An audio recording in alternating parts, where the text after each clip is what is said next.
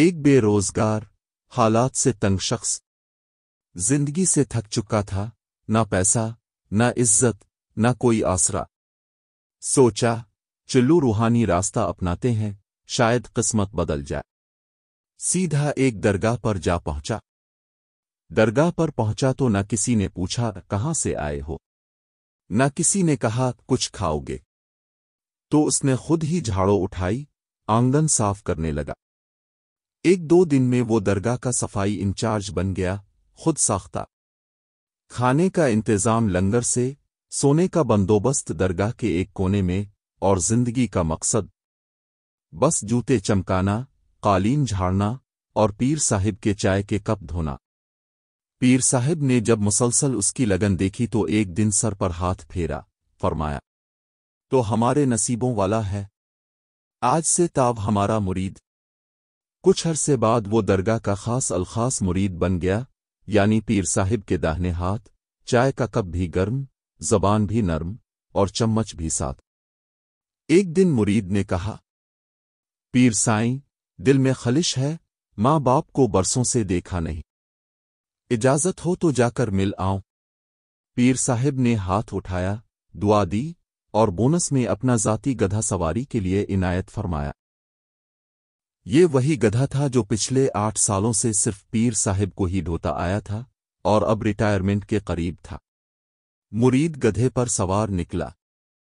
گرمی اتنی شدید تھی کہ پرندے بھی پاؤں زمین پر نہ رکھتے۔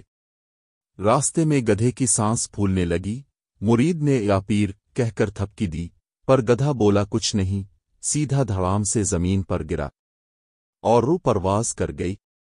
مرید کو بڑا صدمہ ہوا، ایک تو پیر صاحب کا لاڈلا گدھا مر گیا، دوسرا اب پیدل سفر کیسے کرے؟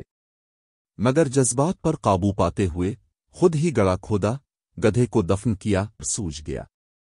صبح جاگا تو کیا دیکھے؟ گدھے کی قبر پر کچھ سکے اور نوٹ پڑے ہیں۔ حیران رہ گیا، سبحان اللہ، یہ کیسا کرم ہے؟ ایک بزرگ گزرے، پوچھا، بیٹا یہ کس بزرگ کا مزار ہے؟ مرید نے ہونٹوں پر ہاتھ رکھا، آنکھوں میں مصنوعی آنسو لائے، اور بولا، پھر گدھا پور۔ بس پھر کیا تھا، مزار بن گیا۔ چادر چڑھنے لگی، نظر نیاز آنے لگی، اور وہی مرید اب خود متولی بن بیٹھا۔ مریدی سے متولیت کا سفر مکمل ہو چکا تھا گدھے کے صدقے۔ دوسری طرف پیر صاحب پریشان، یہ مرید گیا کہاں؟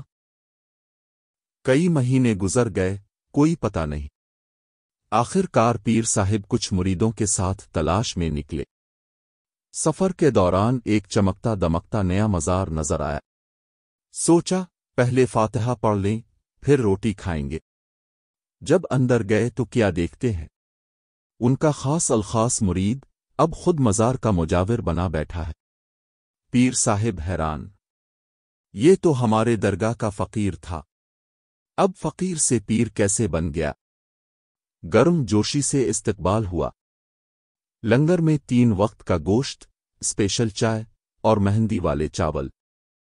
رات کو پیر صاحب نے تنہائی میں پوچھا، بیٹا یہ تو بتاؤ کہ یہاں دفن کون ہستی ہے؟